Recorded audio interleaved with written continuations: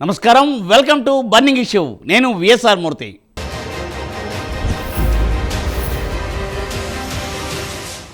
తమిళనాడులో పాగా వేసేందుకు కాషాయ పార్టీ సరికొత్త వ్యూహాలతో ముందుకెళ్తోంది. దక్షిణాదిలో ఎంట్రీకి తెలంగాణ ముఖద్వారంగా భావించిన బీజేపీ ఇప్పుడు రూటు మార్చి అరవగడ్డ వైపు వెళుతోంది. ఎన్నికలు సమీపిస్తూ ఉండడంతో మోడీ, షా తమ వ్యూహాలు తమిళనాడుపై కేంద్రీకృతం చేస్తున్నారు. తమిళనాడు గడ్డపై బీజేపీ జెండా ఎగురేయాలని బీజేపీ అనుసరిస్తున్న వ్యూహం ఏంటి? అమిత్ షా తాజా టూర్ వెనుక అసలు సీక్రెట్ ఏంటి?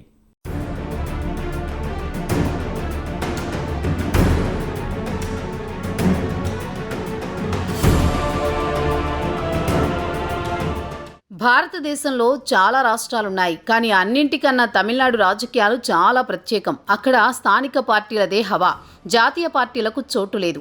అలాంటి రాష్ట్రంలో బీజేపీని బలోపేతం చేయడానికి బీజేపీ ప్రయత్నిస్తోంది. జాతీయ పార్టీలు భ్రమర పదార్థంగా భావించే తమిళ పాలిటిక్స్ను బీజేపీ బ్రేక్ చేయాలని భావిస్తోంది. అరవ గడ్డపై తన మార్కు చూపించాలని ఉవ్విళ్లూరుతోంది. ఇప్పటి వరకు అన్నామలై బీజేపీ బలోపేతానికి అనేక ప్రయత్నాలు చేశారు. అన్నామలై అధ్యక్ష బాధ్యతలు చేపట్టిన తర్వాతే బీజేపీ శ్రేణుల్లో ఊపు వచ్చిందనేది అందరికీ తెలిసిన విషయమే. గత పార్లమెంట్ ఎన్నికల్లో అన్నామలై నాయకత్వంలోనే తమిళనాడులో బీజేపీ పోటీ చేసింది. ఒక్క సీటు గెలవకపోయినా ఓట్ల శాతాన్ని భారీగా పెంచుకుంది. పొత్తులతో వెళ్లి అధికార పార్టీని మట్టి కరిపించాలనే కాన్ఫిడెన్స్తో ప్రస్తుతం తమిళనాడు బీజేపీ ఉంది.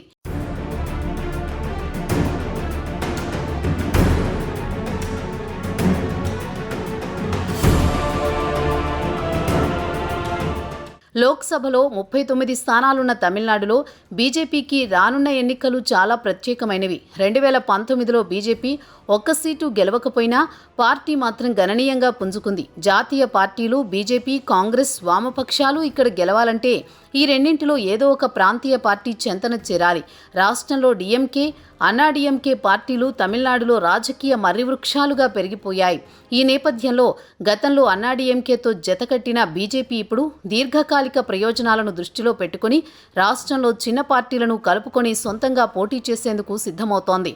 అన్నామలై సారథ్యంలో గత ఎన్నికల్లో డీఎంకేకు ముచ్చెమటలు పట్టించింది. 2019 లోక్సభలో అన్నాడీఎంకేతో కలిసి పోటీ చేసిన బీజేపీ 3.6%, 2016-21 అసెంబ్లీ ఎన్నికల్లో 3% లోపే ఓట్లను పొంది 2024లో సొంతంగా 11% ఓట్లను సాధించింది.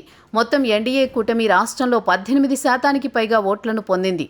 పొత్తులో భాగంగా 23 స్థానాల్లో పోటీ చేసిన బీజేపీ 9 స్థానాల్లో రెండో స్థానంలో నిలవడం నిజంగా గొప్ప విషయమే. తమిళనాడులో బీజేపీ ఈ స్థాయిలో ప్రభావం చూపడం వెనుక అన్నామలై ఉన్నారని స్పష్టమవుతోంది. గత అనుభవాల దృష్ట్యా ఏఐఏడీఎంకేతో మళ్లీ పొత్తు పెట్టుకోవడం ఎంతవరకు సమంజసం అనే విషయంలో బీజేపీలోని భిన్న అభిప్రాయాలు వ్యక్తమవుతుండటంతో స్వయంగా అమిత్ షా రంగంలోకి దిగారు. రాష్ట్ర పార్టీ వ్యవహారాలను ఒక పర్యటనతో చక్కబెట్టేసి వచ్చే ఎన్నికల్లో గెలుపు మంత్రాన్ని క్యాడర్లో నూరిపోసేందుకు ఆయన తమిళనాడు పర్యటనకు సిద్ధమయ్యారు.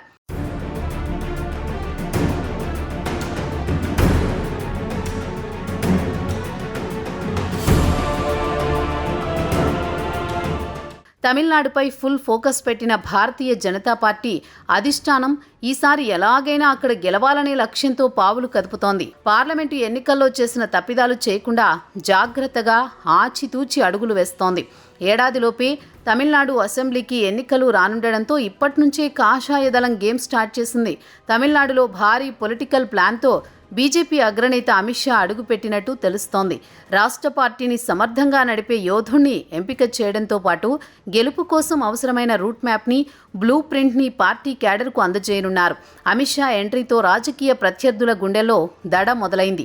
కొన్ని రోజుల క్రితం అన్నాడీఎంకే ప్రధాన కార్యదర్శి ఎడప్పాడి కె పళనిస్వామి ఢిల్లీలో అమిత్ షాతో సమావేశమైన విషయం తెలిసిందే.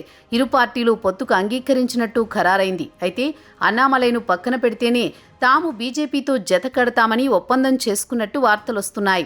ఆ వెంటనే అన్నామలై తాను బీజేపీ చీఫ్ రేసులో లేనని ప్రకటించారు. గతంలో ఆయన ఏఐడీఎంకే నేతల గురించి చేసిన అభ్యంతర వ్యాఖ్యలే ఆయనను బీజేపీ చీఫ్ నుంచి వైదొలిగేలా చేశాయని విశ్లేషకులు చెబుతున్నారు.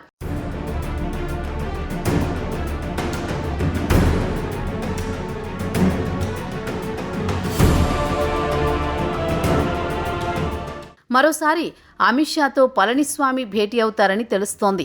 తమకు మద్దతు ఇచ్చే క్రమంలో అన్నాడీఎంకే నుంచి దూరమైన సీనియర్ నేత పన్నీర్ సెల్వం గురించి అమిత్ షా చర్చిస్తారని తెలుస్తోంది. అలాగే ఎన్డీఏ మాజీ మిత్రపక్షం పట్టాలి మక్కల్ కట్చి పీఎంకే పార్టీ విషయంలోనూ అమిత్ షా కీలక నిర్ణయం తీసుకోబోతున్నారు. అన్బుమణి రామదాసును పక్కన పెట్టి పీఎంకే పార్టీ అధ్యక్షుడిగా రామదాస్ బాధ్యతలు చేపట్టారు. కుమారుడికి వర్కింగ్ ప్రెసిడెంట్ పగ్గాలు అప్పగించారు. పీఎంకే ప్రస్తుతానికి ఎన్డీఏ శిబిరానికి దూరంగా ఉందని చెబుతూ కూటమి నిర్ణయాలను ఏడాది చివరి వరకు వాయిదా వేస్తున్నట్లు రామదాస్ ప్రకటించారు. పీఎంకే తీసుకున్న నిర్ణయం బీజేపీ, ఏఐడీఎంకే నుంచి ఎక్కువ సీట్లు డిమాండ్ చేయడానికేనని రాజకీయ విశ్లేషకులు భావిస్తున్నారు. పీఎంకేకు బలమైన ఓటు బ్యాంక్ ఉండడమే అందుకు కారణమని అంటున్నారు. బీజేపీ గెలుపు లక్ష్యంగా వ్యూహాలను ఆ పార్టీ అధిష్టానం సిద్ధం చేసింది. ఇక బీజేపీ రాష్ట్ర అధ్యక్ష పదవి కోసం పలు పేర్లు వినిపిస్తున్నాయి. ముఖ్యంగా నైనార్ నాగేంద్రన్, తమిళసై సౌందరరాజన్, వానతి శ్రీనివాసన్, కె అన్నామలై పేర్లు ప్రచారంలో ఉన్నాయి. ఇక ఇప్పటికే తమిళసై ఒక్కసారి రాష్ట్ర బీజేపీ అధ్యక్ష పదవిని నిర్వహించిన అనుభవం కూడా ఉంది.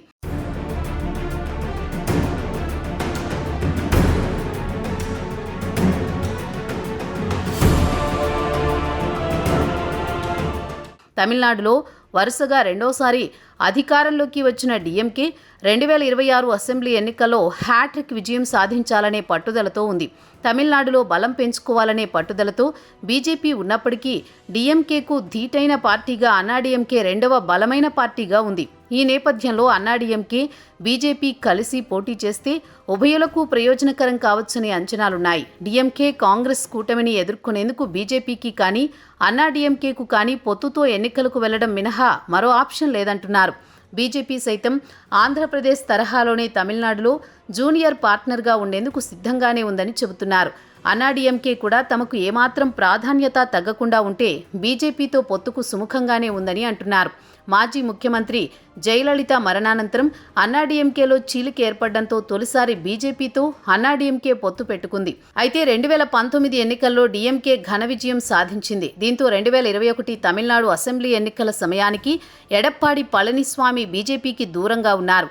సైద్ధాంతిక విభేదాలు, ముఖ్యంగా తమిళనాడు బీజేపీ అధ్యక్షుడు కె అన్నామలై వ్యవహార శైలితో అధికారికంగా 2023లో బీజేపీతో అన్నాడీఎంకే తెగతెంపులు చేసుకుంది.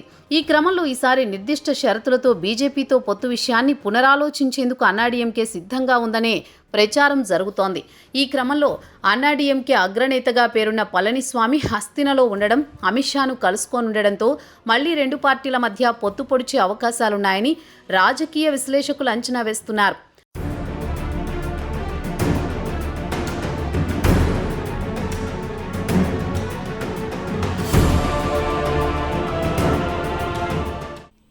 తమిళనాడులో అమిత్ షా చేస్తున్న పర్యటన సాధారణమైన విజిట్ మాత్రం కానే కాదు.